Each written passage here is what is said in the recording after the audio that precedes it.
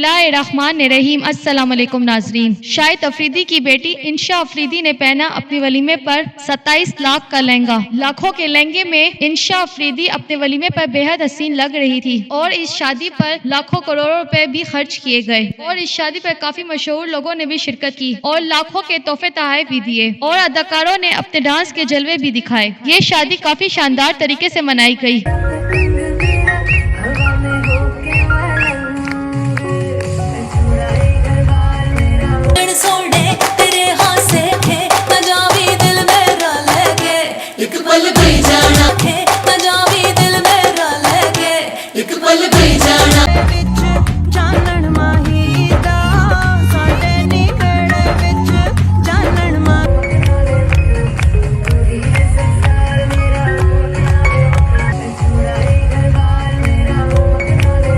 इस शादी के बारे में आपकी क्या राय है? अपनी राय का इज़हार कमेंट सेक्शन में दें और वीडियो को लाइक और सब्सक्राइब करना मत भूलिए।